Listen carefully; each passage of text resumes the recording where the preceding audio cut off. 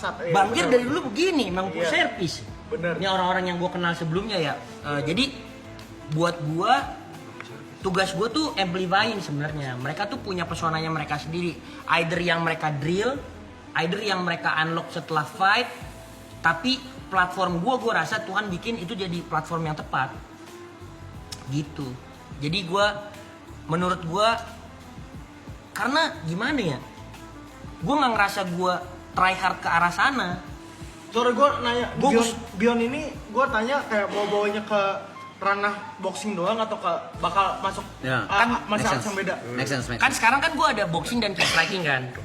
Ya. Kick striking ini kan rules yang gue bikin sendiri. Kalau gue pribadi sekarang gue lagi meng-establishing si kick striking ini supaya What the hell is kick striking? Jadi kan apa itu? Jadi gini, contohnya ya. Dulu tuh belum ada namanya MMA. Sebelum UFC ngadu-ngaduin orang karate sama orang jiu-jitsu, orang judo sama orang boxing gitu-gitu. Jadi dulu bahkan belum ada namanya. Sampai akhirnya ada Pride FC di Jepang yang bikin rule setnya itu lebih jelas lah. Pride FC namanya. Terus UFC dulu dibilangnya tuh human cockfighting. Human cock? Iya, jadi kayak sabung ayam orang, sabung orang, human cockfighting. Misal turnamen coy. Iya, satu hari. Itu lu tanding sama berapa orang, bukan kayak sekali fight Di satu hari yang sama langsung kelar gitu. Tanding turnamen. Yang kalah harus nyerah atau KO. Harus nyerah atau Gak ada pilihan. Nah, jadi waktu itu tuh sempat ada problemnya, mereka aturannya tuh udah sampai anjir, ini fight-nya ada yang satu ronde. Kan itu berarti satu ronde doang. Sampai 9 menit, Iya, 10 menit orang bosen. Akhirnya diregulate sama Dana White itu dia pergi ke temennya yang punya kasino namanya Fertitta Brothers. Dia nonton UFC juga lah. Dibeli terus dia urus ke Nevada Athletic Commission. Dia bikin ruset MMA yang versi Amerika. Terus apa namanya, the star is aligning lah buat gue ya gitu ya. Pride FC itu di run sama mafia di Jepang, Yakuza. Nah, ini valid. Valid. Jadi kalau mau dicari di Wikipedia apa di ChatGPT, mana kayak gitu. Iya. Faktanya. Jadi Pride FC di run sama Yakuza, disuruh tutup sama pemerintah Jepang. Akhirnya dijual ke UFC, dibeli sama Fertitta Brothers. Itu pun belum cuan tuh. Gitu. Jadi pemain-pemain Pride FC semua pindah ke UFC. UFC jadi satu-satunya tempat orang nonton lah. Sarana. Iya. Sorry Los, gue nanya nih. Liga yang paling established. Gue nanya, lu sebagai promotor, tapi kenapa lu tanding juga di situ? Apa pembuktian diri lu? Jujur, mestinya Beyond 2 itu mestinya Randy KJ. Oke. Main fight-nya. Kickboxing. Randy sama KJ ya. Iya, mestinya. Akhirnya itu terjadi Beyond 3 ya? Akhirnya terjadi Beyond 3. Terus udah nggak ada main fight, Erlang nantang gua, terus gua pikir ya udahlah gitu. Terus menurut gua kalau misalkan gua fight setelah itu juga kayaknya udah nggak bisa seiring berjalannya makin gede. Jadi gue bilang ini kalau memang gue jadi fight, ya udah ini biar jadi fight gue lah, Erlang dah gitu. Tapi lu mau ada fight lagi gak atau enggak? Nggak Cukup bisa di situ sih. aja. Nggak bisa dan udah nggak direstuin juga gue. Oh, oke. Gitu. Fokus udah bukan sebagai fighter. Iya. Promotor aja lah ya. Ada promotor. Karena nggak gampang. Tahun ini gue 6 acara. 3 matches, 3 showbiz itu.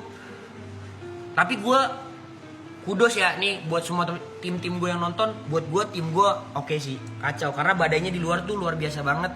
Gue bersyukur pun ada perpecahan itu tidak terjadi di tim gue gitu. Kalau tim gue, karena tim gue benar-benar tim kecil, isinya tuh 34 orang. Itu tuh benar-benar satu orang satu sektor sendiri gitu. Jadi kalau ditanya How you run it? gua, Iya. How you lead it? Kayak ada nggak ruginya di kayak lu buka pertama kali kan buka gede banget tuh. Beyond 1 Iya, Beyond 1 tuh. 800 juta. Nah, itu balik modal nggak atau enggak tuh? Balik modalnya Beyond 3. Oh, berarti itu masih Beyond 2 gua untung 6 juta. Oke. Iya. Yang lu pakai masak kan? Untung tapi 6 juta. Untung, apa? Terus evaluasi beli kue basah habis. Iya juga. 6 juta. Beli kue basah habis. Iya 6 juta habis. Gitu. 6 juta. Terus ya udah di Beyond 3 tuh gua pay per view pertama kali di Asia tuh. Gitu. Jepang ada Jepang sih. Jepang udah duluan, cuman mereka tuh nggak jadiin main bisnis model lah, karena di Jepang tuh arena gede-gede kan. Ada Ariake Arena, ada Tokyo Dome, itu tuh yang nonton bisa sampai 50.000 orang. Jadi lu bayangin nih, misalkan 142.000 nih, 42.000 nonton lu keliling, anjir. Live gitu Live, ya. gede banget. Nonton duduk. Gila sih. Jepang tuh, menurut gue Jepang sama Thailand tuh whole different level lah. Mereka punya dunianya sendiri. Tapi lu jadi itu sebagai kiblat juga berarti kan? Referensi atau kayak ingin seperti itu pasti kan? Gue ya, kalau dibilang pengennya, gue pengennya ya jadi internasional sih. Jadi one day misalkan gue, ya gue pengen punya fighter Jepang. Gue bikin acara di Tokyo Dome. Pengen gue. Itu impian, itu bukan impian. Udah masuk plan. Gamenya sana. Iya, tapi ini gue mulai dulu di Malaysia di 25 Malaysia. April. Gue bikin di arena di Malaysia. Ini deg-degan juga gue, cuman untungnya diterima dengan baik banget sih. Tapi di Malaysianya sendiri ada gak acara seperti yang sejenis? Sekarang banyak. Menurut gue ada satu hal yang paling jenius di Malaysia. Ini WKBS Malaysia ya. KBS. KBS itu kemenporanya mereka. Oke.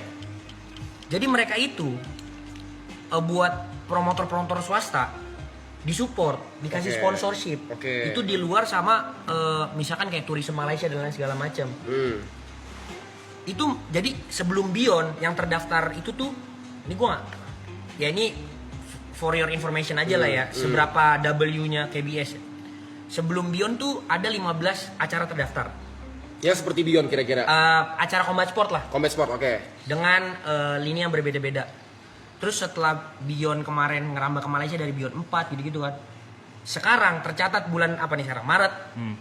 Dia dari Januari sampai Desember punya 80 event terdaftar yang disponsorin. 80 setahun. Anjing. Dari Kemenporanya berarti Iya. dari pemerintah gitu ya. Datang coy, Kemenpora datang coy ke Beyond. Oh iya. Enggak ini yang Malaysia. Malaysia. Yang Malaysia, ya gue nggak tahu ya kalau misalkan mereka bisa datang ya gue